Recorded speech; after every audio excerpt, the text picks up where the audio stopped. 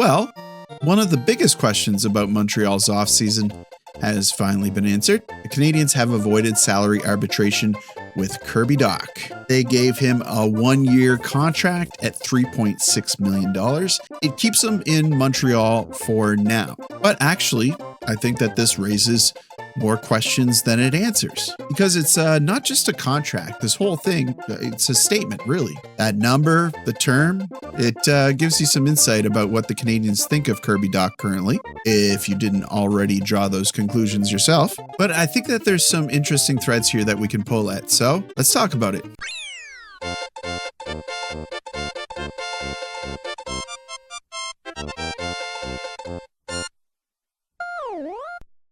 First of all, before we get into the topic, how are you doing? Are you managing without hockey? It's been tough. Luckily, I've been filling my days with baseball. No, not Major League Baseball. I've been watching my son play in a organized league. He's 6 years old. It's entertaining. The baseball components of it. I mean, yeah, that's there's baseball happening, but I've been keeping busy. Hope you have too. Thank you so much for your support recently. It's been a desert, not too much hockey news, not a whole lot to get you all pumped up, at least not for the Canadiens.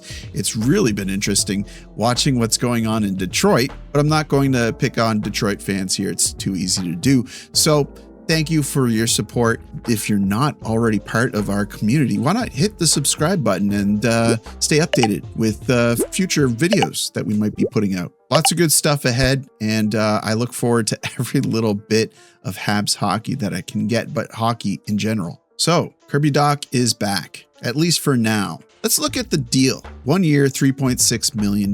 No arbitration hearing, so on the surface, it feels just like an incredibly simple contract. But obviously what this says is, they're not willing to commit to Kirby Dach. But this contract, after the qualifying offer being $4 million for Kirby Dach, obviously this is a strategic contract. It no longer is a two-way contract, but I think this is the perfect contract for this fork in the road for Dach.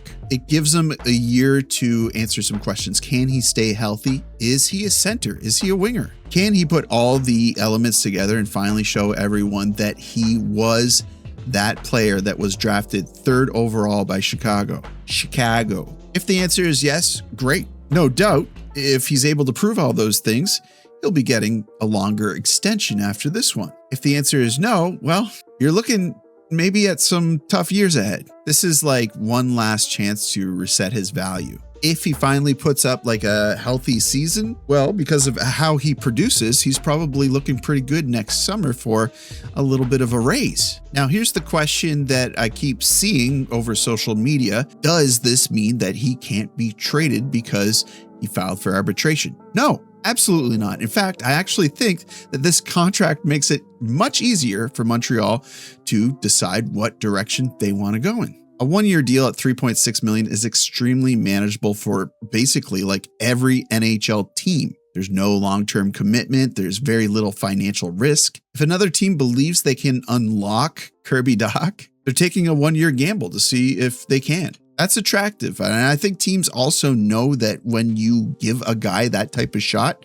they're out to prove themselves. Now, do I think that Kent Hughes had him sign this contract today with the intention of like moving him immediately? I don't really think so, because then it would have already happened already. So do they keep him? That's where it gets pretty interesting. And honestly, it was going to come up naturally in my series of videos that I started yesterday. Go back and watch that video, by the way, if you haven't watched it, because Montreal is changing.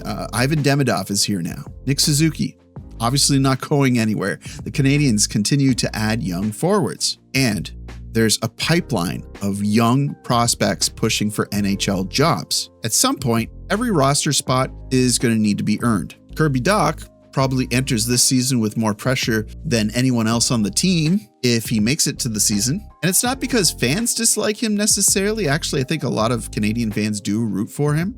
But because this feels like a year where any excuse you have needs to disappear, I think some individuals, myself included, are getting pretty tired of saying, this is the year. This is the time when he finally shows us what he's made out of. So the game is pretty simple. Y'all got to draw each other, okay? Draw each other. Yeah.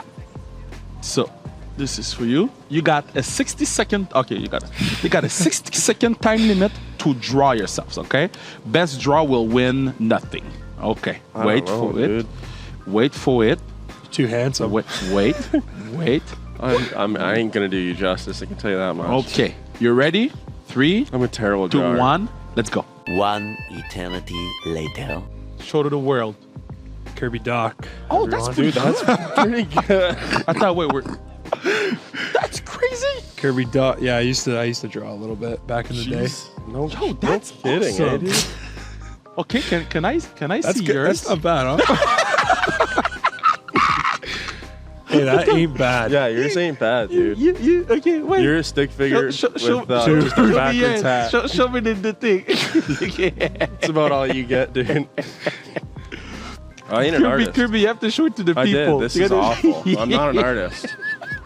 We've seen the glimpses of what could work with Kirby Dach being on the Canadiens. Obviously, he's got the pedigree and the potential there, but it's the consistency and the availability, obviously. If he's healthy, I think he could be a 50, 60 point player. I just don't know if he is a center. But if he distinguishes himself as a 50, 60 point player this season, wow, that $3.6 million contract, that was a good bet. I think if Kirby Dach is traded, and right now it seems like the market way overvalues active NHL players over prospects or futures, I think he's going to be traded to a team that want to create depth and maybe have a player that is identified as somebody that could be a second line candidate or perhaps a right shot defenseman. And that could be a target for Montreal. Maybe that individual is clogging up their pipeline. Maybe that individual